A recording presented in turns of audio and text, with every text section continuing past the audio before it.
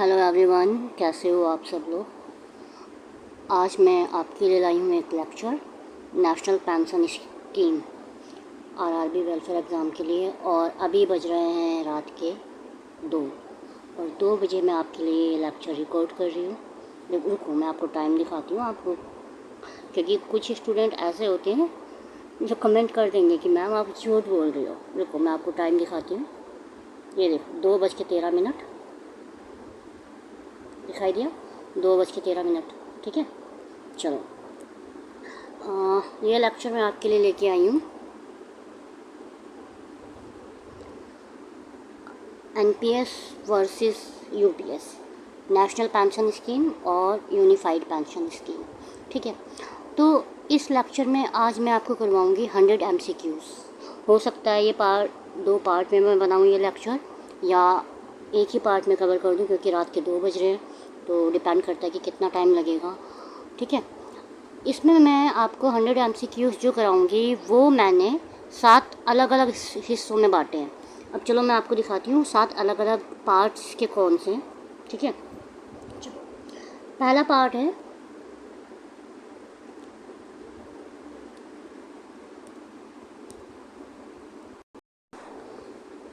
Part है इसका basic of NPS. Question number 1 से 15 तक जो क्वेश्चन है, इसमें मैं आपको बताऊंगी कि एनपीएस की शुरुआत, ठीक है, इम्पोर्टेंट डेफिनेशंस और मतलब कब आया, कैसे आया, क्या है। लेक्चर तो ये एमसीक्यूज़ का ही है। पहले मैं सोच रही थी कि आपके लिए मैं एक पूरा लेक्चर ले आती हूँ जिसमें मैं एमसीक्यू ना करवा के सिर्फ इसकी थ्योरी करवाऊँ, बट फिर मेरे को लगा कि एग्ज़ाम पास में है तो मैं एमसीक्यू के थ्रू ही आपको इसमें थ्योरी कवर कर दूँगी। पहले पार्ट में बेसिक ऑफ एनपीएस है, जिसमें क्वेश्चन 1 to 15 होंगे। इसमें एनपीएस की शुरुआत और कैसे बना कैसे नहीं बना ये आएगा। सेकंड पार्ट में आएगा आपका एनपीएस अकाउंट एंड कंट्रीब्यूशन। ठीक है, क्वेश्चन नंबर 16 to 30। इसमें हम टायर 1 और टायर 2 के अकाउंट देखेंगे और उसमें क्या क्या मतलब कंट्रीब्यूशन होता है, क्या क्या शर्तें होती है वो देखेंगे। थर्ड पार्ट होगा हमारा इन्वेस्टमेंट और रिटर्न का, क्वेश्चन नंबर 31 to 45। इसमें एनपीएस में जो भी इन्वेस्टमेंट किया जाता है या जो भी रिटर्न मिलता है उसकी बात होगी। फोर्थ पार्ट में मैं आपको करवाऊंगी tax benefit, question number 46 to 60, यानी कि एनपीएस से जुड़ी हुई टैक्स रिबेट डिडक्शन ये सब मैं आपको बताऊंगी। एंड इसका फिफ्थ पार्ट होगा withdrawal and exit, question number 61 to 75। ठीक है, जिसमें हम आपको ये पता लगेगा कि आप किस सिचुएशन में एनपीएस से अमाउंट निकाल सकते हैं या नहीं निकाल सकते। सिक्स्थ पार्ट होगा आपका fund manager, annuity and portability, मतलब कि जैसे हमारा फंड मैनेजर कौन होगा, अकाउंट ट्रांसफ़र कैसे करेंगे, ये सब समझेंगे। और एट द एंड मैं आपको बताऊंगी यूपीएस और एनपीएस में क्या डिफरेंस है, क्वेश्चंस के थ्रू ही 86 से लेके 100 क्वेश्चन आपके हो जाएंगे। ठीक है, यानी कि यूनिफाइड पेंशन स्कीम और एनपीएस की मैं कंपेयर करूँगी। तो अब हम टाइम वेस्ट नहीं करते, ठीक है, टाइम वेस्ट नहीं करते, लेक्चर स्टार्ट करते हैं। मैंने एनपीएस की थ्योरी के कुछ नोट्स बनाए, वो मेरे हैंड रिटन नोट्स हैं, वो मैं पेड ग्रुप में डाल दूँगी। ठीक है, पेड ग्रुप वाले बच्चे वो डाउनलोड कर लेना। और चलो अब हम देर नहीं करते, अपना लेक्चर स्टार्ट करते हैं आज का।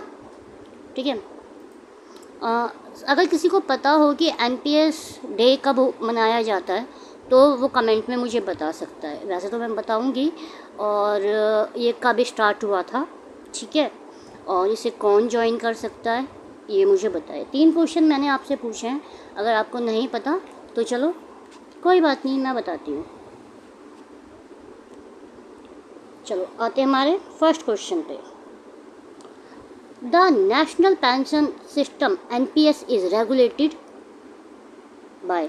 एनपीएस नेशनल पेंशन सिस्टम को कौन रेगुलेट करता है, आरबीआई, सेबी, पीएफआरडीए या आईआरडीएआई, इरडा।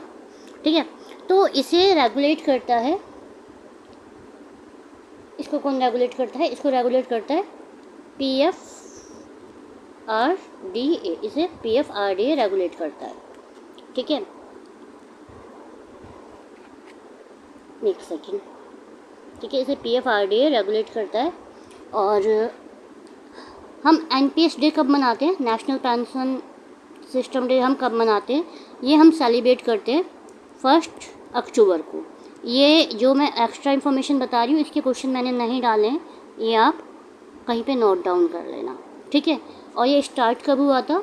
ये स्टार्ट हुआ था आपका 2004 में, क्योंकि 100 MCQs हो गए थे और अगर मैं ज़्यादा डिटेल में करवाती तो बहुत ज़्यादा हो जाता, ठीक है। अब देखते हैं हमारा सेकंड, इसका आंसर मैंने आपको बता दिया, ऑप्शन नंबर सी PFRDA, ठीक है।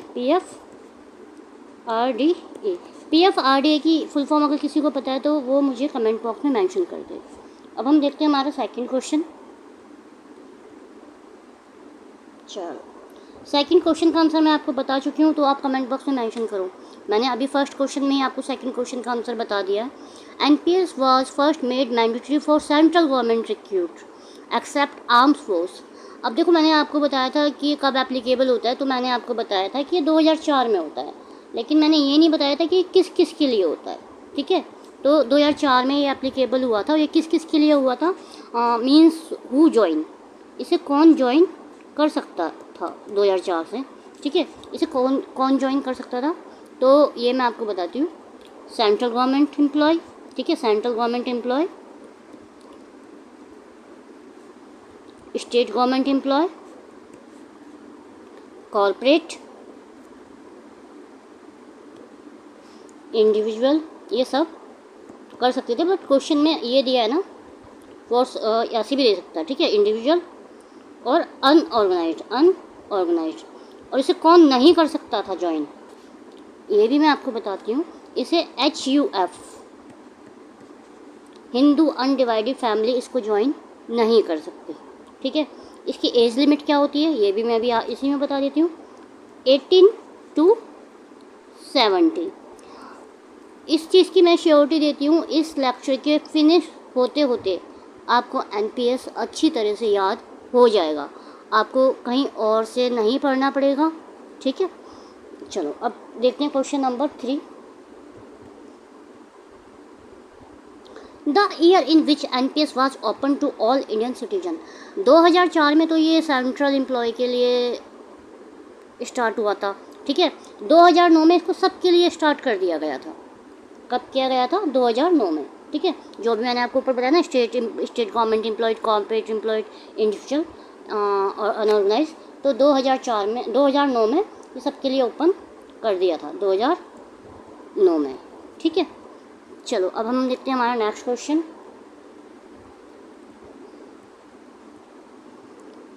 PRAN, प्राण, ठीक है, इसकी फुल फॉर्म क्या है, क्या होता है ये, ठीक है। देखो, प्राण का मीनिंग है, इसे कोई लोग प्रण भी बोलते हैं, प्रण, पर मैं प्राणी बोलती हूँ, ठीक है। प्राण का मीनिंग है परमानेंट रिटायरमेंट अकाउंट नंबर, यानी कि option number B, option number B इसका करेक्ट आंसर है, ठीक है। ये क्या होता है? ये क्या होता है, इसी के थ्रू, इस प्राण के थ्रू ही आप अपनी लाइफ में, अपनी होल लाइफ में वन टाइम अकाउंट ओपन कर सकते हो, ठीक है। आपको एक नंबर दिया जाता है, उसे प्राण कहते हैं, उसमें आप वन टाइम अकाउंट ओपन कर सकते हो। कितने टाइप के अकाउंट होते हैं ये भी मैं अभी आपको बताऊंगी, ठीक है। चलो अब देखते हैं हमारा next question. NPS is which type of pension system. NPS किस टाइप का पेंशन सिस्टम है, आपको ये बताना है। ऑप्शन देखो, ट्राई करो, फिर मैं बताती हूँ आपको, ठीक है। तो ये होता है हमारा डिफाइंड कंट्रीब्यूशन, ऑप्शन नंबर 20 का करेक्ट आंसर है डिफाइंड कंट्रीब्यूशन, ठीक है। जैसे जैसे क्वेश्चन आते जाएंगे मैं आपको क्लियर करती जाऊंगी और आपका लेक्चर भी कंप्लीट हो जाएगा, थ्योरी प्लस MCQ दोनों हो जाएंगे आपके, ठीक है। अब हम देखते हैं हमारा next question. What is the minimum age to join NPS। ऊपर क्वेश्चन में मैंने आपको अभी क्लियर किया था कि इसकी एज लिमिट क्या होती है, तो वो आप मुझे बताओ, ठीक है। वैसे तो मैं बता ही चुकी हूँ, आंसर है इसका ऑप्शन नंबर बी, मैक्सिमम आप मुझे कमेंट करो, ठीक है, मैक्सिमम एज आप मुझे कमेंट करो। चलो अब देखते हैं हमारा नेक्स्ट क्वेश्चन। चलो मैक्सिमम एज भी अब ये क्वेश्चन आ गया है, तो ये तो आपको पता ही है, 70 ईयर, ऑप्शन नंबर सी इसका करेक्ट आंसर। अब देखते हैं हमारा next question. Which group is not eligible to open an NPS account. कौन सा ग्रुप एलिजिबल नहीं होता ये भी मैंने आपको बता दिया है। हिंदू अनडिवाइडेड, एक क्वेश्चन आपके 3-3 4-4 बार रिपीट हो जाएंगे, थ्योरी से भी और MCQ से भी, तो आपको याद हो जाएगा। और अगर आपको मेरे एफर्ट अच्छे लगते हैं, लेक्चर अच्छा लगता है, तो इस लेक्चर को लाइक करना, आगे शेयर करना, और जितना हो सके ज़्यादा से ज़्यादा फॉरवर्ड करो, ताकि अभी एग्ज़ाम में बहुत कम दिन रह गए। जो बच्चे पेड कोर्स नहीं खरीद सकते वो ये लेक्चर देखोगे, उनका भी पेपर क्लियर हो जाएगा। बट ये कि पेड कोर्स में मैं बहुत अच्छे से करवाती हूँ, और मतलब PDF वगैरह और गाइडेंस वगैरह, डाउट वगैरह सब कुछ क्लियर करती हूँ। ठीक है, चलो अब देखते हैं हम next question. One main objective of NPS का मेन ऑब्जेक्टिव क्या है? हाउसिंग फाइनेंस है, गोल्ड इन्वेस्टमेंट है, ओल्ड एज फाइनेंशियल सिक्योरिटी है, स्कूल एजुकेशन फाइनेंस है। बहुत सिंपल सा क्वेश्चन है। ऑप्शन नंबर C, NPS लोग वह क्यों लेते हैं? ठीक है, देखो आजकल का टाइम ना अच्छा नहीं है, बिल्कुल भी मैं सही बता रही हूँ। आजकल बहुत सारे केस ऐसे आते हैं कि बच्चे अपने पेरेंट्स को निकाल देते हैं। सब निकालते हैं मैं ये नहीं कह रही, कुछ निकाल देते हैं, और कुछ बच्चे बहुत अच्छे होते हैं। तो NPS क्या होता है? NPS उनको, अगर NPS लेते हैं तो ओल्ड एज में फाइनेंशियल सिक्योरिटी मिल जाती है। ठीक है, NPS के थ्रू पेंशन मिल जाती है, और आगे क्या क्या इसमें बेनिफिट मिलते हैं वो मैं आपको बताऊंगी। तो आज के टाइम में NPS ज़रूरी है। NPS UPS जो भी है ज़रूरी है। ठीक है, चलो अब देखते हैं हमारा next question, question number 10। Who govern investment guideline of NPS? NPS की इन्वेस्टमेंट गाइडलाइन कौन गवर्न करता है? इसका आंसर भी मैं आपको बता चुकी हूँ डायरेक्टली, आप बताओ। PFRDA। ठीक है, PFRDA की फुल फॉर्म आपको बतानी है।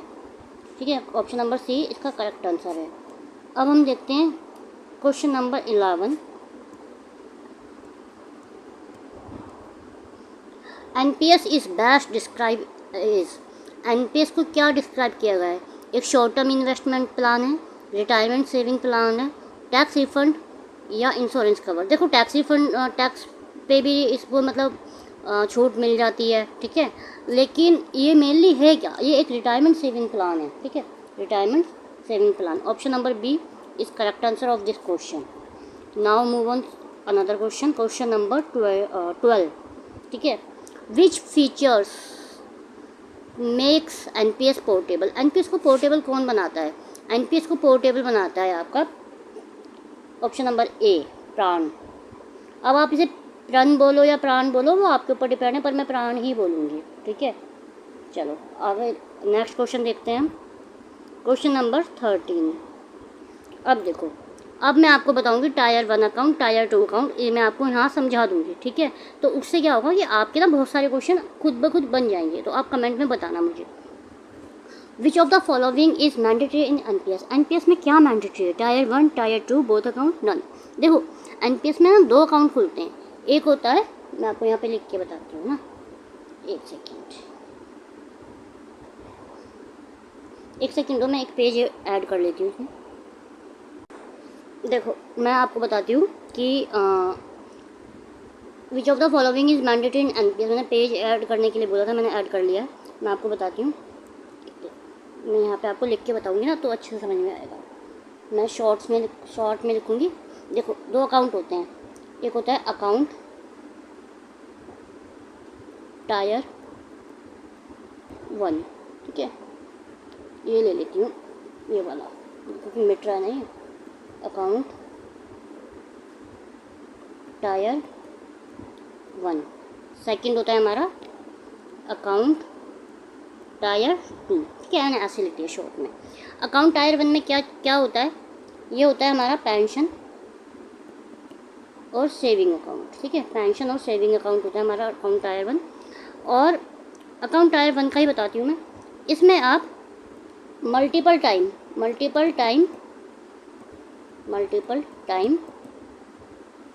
विड्रॉ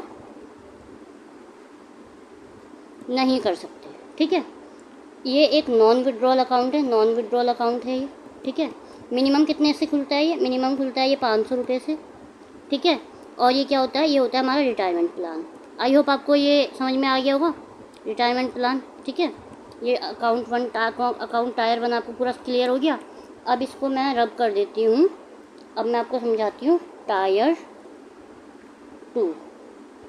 एक सेकेंड,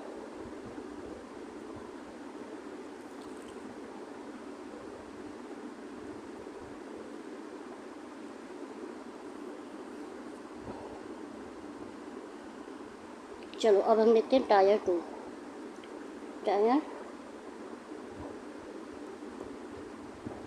टायर 2, ठीक है। टायर 2 में देखते हैं टायर 2 कैसा होता है। देखो, अगर फर्स्ट टायर अकाउंट ओपन किया है ना, अगर फर्स्ट टायर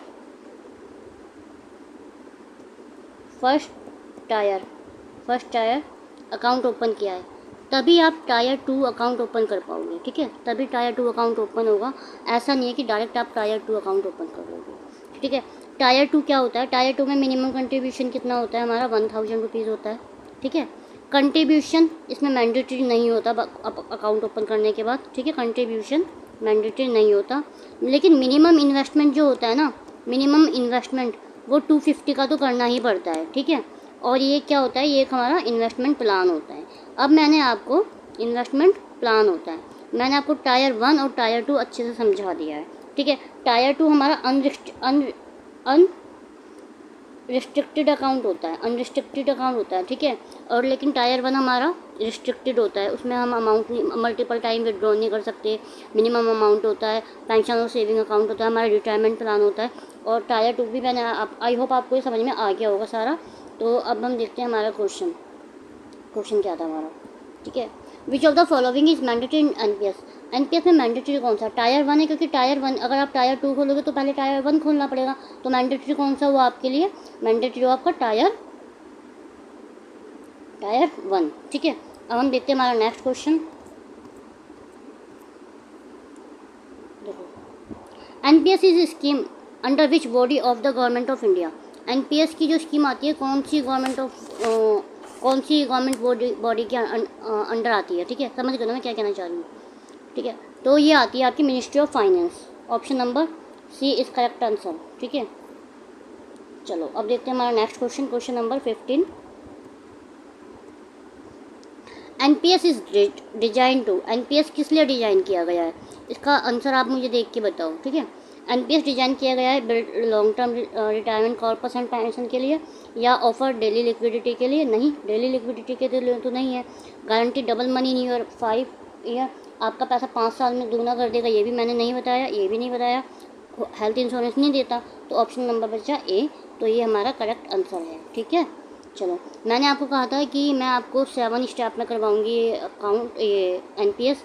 तो आपका फर्स्ट स्टेप पूरा हो चुका है, जिसमें मैंने कहा था क्वेश्चन नंबर 1 to 15 आपका एनपीएस का बेसिक मैंने करवा दिया है, ठीक है। एनपीएस का बेसिक मैं आपका कवर करवा चुकी हूँ।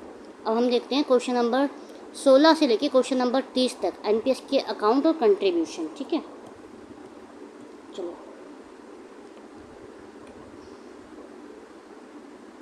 अब हम देखते हैं हमारा next question number 16। Which NPS account allow free withdrawal any time. मैंने टायर 1 में क्या बताया था कि वो मल्टीपल टाइम विड्रॉल नहीं है, तो टायर 1 तो इसका आंसर होगा नहीं, यही बताया था ना मैंने, टायर 1 तो इसका आंसर होगा नहीं, फिर तो इसका आंसर क्या होगा, टायर 2, ऑप्शन नंबर बी। देखो, मेरी थ्योरी से आपके एमसीक्यू भी क्लियर हो रहे होंगे। अगर कोई भी डाउट हो तो मुझे प्लीज़ बता देना, ठीक है, कमेंट बॉक्स में बता देना, टेलीग्राम पे डाउट पूछ लेना, मैं क्लियर कर दूँगी। चलो अभी देखते हैं question number 17। Tyre 1 account annual minimum contribution. Tyre 1 में एनुअल मिनिमम कंट्रीब्यूशन क्या होता है, ठीक है।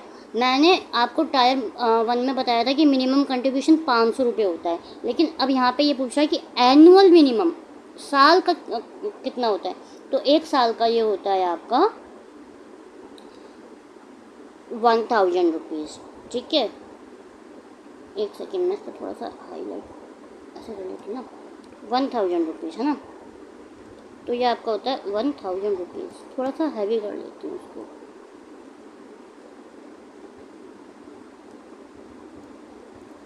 अब सही है ना, हाँ ठीक है। अब हम देखते हैं next question. Minimum contribution at one time tier 1 में मिनिमम कंट्रीब्यूशन कितना बताया था मैंने आपको, 1 टाइम, कितना बताया था आपको कमेंट बॉक्स में मेंशन करना है मुझे।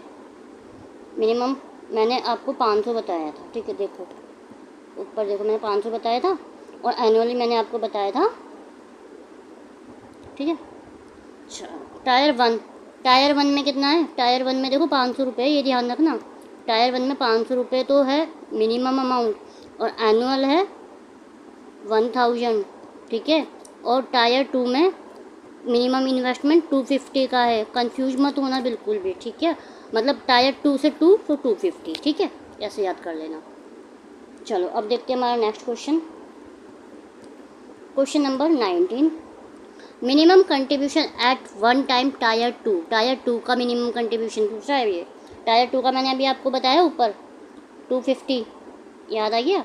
2 से 2 टायर 2 से 2 तो 250, ठीक है।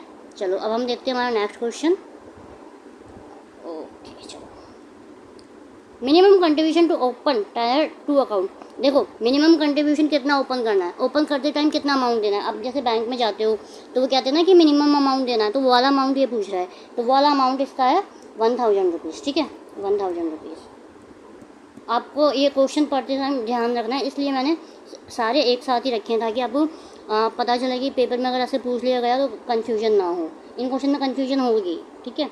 चलो, मिनिमम एनुअल कंट्रीब्यूशन पूछ रहा है। एनुअल कंट्रीब्यूशन कितना होता है टायर टू में? तो एनुअल कंट्रीब्यूशन होता है 2000 एनुअल कंट्रीब्यूशन टायर टू में। टायर वन में एनुअल कंट्रीब्यूशन कितना बताया था कमेंट करना। और इसमें मिनिमम टायर वन का आपको मुझे क्या क्या बताना है, मैं अभी आपको देखो। टायर वन का मिनिमम बताओगे आप, मिनिमम कंट्रीब्यूशन। टायर वन का एनुअल कंट्रीब्यूशन एक ही कमेंट में मेंशन करना। टायर टू का मिनिमम कंट्रीब्यूशन और टायर टू का एनुअल कंट्रीब्यूशन। ये 4 क्वेश्चन आपको कमेंट में मेंशन करने हैं ताकि आपके डाउट क्लियर हो जाए, ठीक है। आपको कोई डाउट रहे ना, ठीक है। अब चलें नेक्स्ट क्वेश्चन पे। चलो चलते हैं। Question number 22। क्वेश्चन पढ़ो आप और इसका आंसर दो। Penalty for not maintaining tier two minimum balance. अगर टायर टू में मिनिमम बैलेंस हम नहीं बनाते तो पेनल्टी क्या पड़ेगी? कोई बता सकता है? जल्दी कमेंट करो, कोई बता सकता है तो फिर मैं बताती हूँ, नहीं तो ये पड़ती है आपकी 100 रुपीज़, यानी कि ऑप्शन नंबर बी 100 रुपीज़, ठीक है। 100 रुपीज़। अब देखते हैं क्वेश्चन नंबर 23। चलो, is there a maximum limit on contribution. क्या इसमें कंट्रीब्यूशन की कोई मैक्सिमम लिमिट होती है? नहीं, no limit. Option number C इसका करेक्ट आंसर है। अब देखते हैं क्वेश्चन नंबर 24। देखो, कंट्रीब्यूशन कैन बी मेड विया। कंट्रीब्यूशन कैसे किया जा सकता है? ऑनलाइन पोर्टल से, ऑटो डेबिट से, बैंक के पीओपी से, या ऑल ऑफ द अबव। तो इसका आंसर है option number D, all of the above, ठीक है। अब देखते हैं हमारा नेक्स्ट क्वेश्चन। चलो, how many time must A subscriber make contribution in a financial year. कह रहा है कि एक फाइनेंशियल ईयर में सब्सक्राइबर को कितने बार कंट्रीब्यूशन करना है कम से कम। तो एटलीस्ट वंस तो करना ही है, ठीक है। एटलीस्ट वंस, ठीक है। अब देखते हैं हमारा नेक्स्ट क्वेश्चन।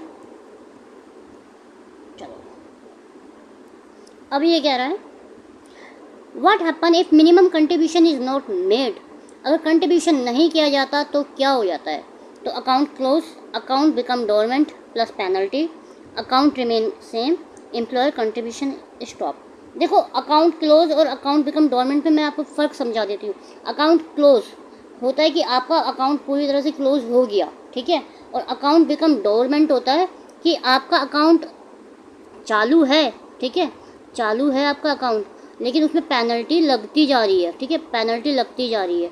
और डोरमेंट का मतलब ये होता है कि उसमें जो अमाउंट आपने अभी तक इन्वेस्ट किया है ना, वो आप निकाल नहीं पाओगे। डोरमेंट का मतलब होता है कि उन्होंने आपका अकाउंट एक तरीके से फ्रीज कर दिया है, ठीक है, डोरमेंट में चला गया है, ठीक है। तो चलो अब देखते हैं हमारा next question, question number 27।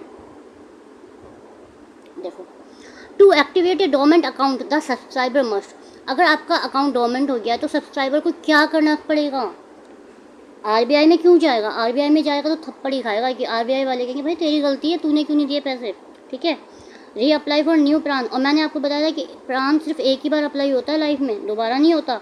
Wait till retirement, retirement तक वेट नहीं कर सकते, ठीक है। उसे क्या करना होगा? उसे पे पेंडिंग कंट्रीब्यूशन प्लस पेनल्टी, जो उसने कंट्रीब्यूशन अभी तक नहीं भरा है और पेनल्टी नहीं दी है ना, वो उसे भरनी पड़ेगी, ठीक है। आई होप आपको क्लियर हो रहा होगा एनपीएस।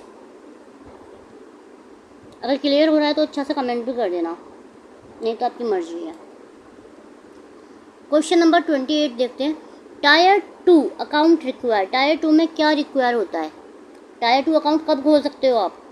जब आपके पास टायर 1 अकाउंट होगा। ये मैंने आपको स्टार्टिंग में ही बताया था। ऑप्शन नंबर 20 का करेक्ट आंसर है, ठीक है, ऑप्शन नंबर बी। चलो अब देखते हैं हमारा नेक्स्ट क्वेश्चन। चलो, who deduct contribution from salary of government employ. इसमें एनपीएस में कंट्रीब्यूशन कौन डिडक्ट करता है ना, तो ये करते हैं ट्रेजरी, पीएओ और डीडीओ। Option number C. हर क्वेश्चन में पीएफआरडीए मत लगा देना, ठीक है। चलो अब हम देखते हैं हमारा क्वेश्चन नंबर 30। मैंने आपको कितने पार्ट बताए थे? 7। हमारा अब क्वेश्चन नंबर 30 पे हमारा दूसरा पार्ट खत्म हो रहा है, ठीक है। Question number 30, subscriber can transfer fund, subscriber fund को ट्रांसफ़र कर सकता है? अगर पता है तो बताओ, मैं बताती हूँ, नहीं तो 2 मिनट हो गए, किसी ने रिप्लाई किया। चलो देखते हैं कौन सा अकाउंट को टायर 1 को टायर 2 में कर सकता है, या टायर 2 को टायर 1 में कर सकता है, या बोथ वे, या नॉन ट्रांसफरेबल। तो अगर उसे अपना सब्सक्राइबर को अपना फंड ट्रांसफ़र करना है ना, तो टायर 2 से टायर 1 में कर सकता है, ठीक है। टायर 2 से टायर 1 में ही कर पाएगा वो। ये देखो ऑप्शन नंबर बी, टायर 2 से टायर 1 में कर पाएगा, 1 वे, ठीक है। बोथ वे में नहीं कर सकता। ये नहीं है कि टायर 1 से टायर 2 में कर देगा। टायर 1 तो मैं तो विड्रॉल कर ही नहीं सकते, तो ये ऑप्शन तो गलत हो ही गया, ठीक है। अब हमारा स्टार्ट होता है चैप्टर 3। चैप्टर 3 में है इन्वेस्टमेंट और रिटर्न। चैप्टर 3 4 5 6 7 हमारे 4 पार्ट, कितने बचे? 1 2 3 4 5 पार्ट बचे हैं अभी, है ना। 2 पार्ट कंप्लीट हो गए। 5 पार्ट मैं आपके नेक्स्ट लेक्चर में लाऊंगी, क्योंकि अभी मुझे इसको अपलोड करने में भी टाइम लगेगा, तो मुझे 2-2.5 घंटे तो लग ही जाएंगे, ठीक है। और ये आपके एग्ज़ाम से पहले मैं एनपीएस पूरा कंप्लीट करवा दूंगी, और आपका माइन एक्ट भी मैंने बोला है, वो भी मैं कल या परसों में रिकॉर्ड करके डाल दूंगी, जो उसके पेंडिंग क्वेश्चंस हैं, ठीक है। Till then bye bye guys, thank you.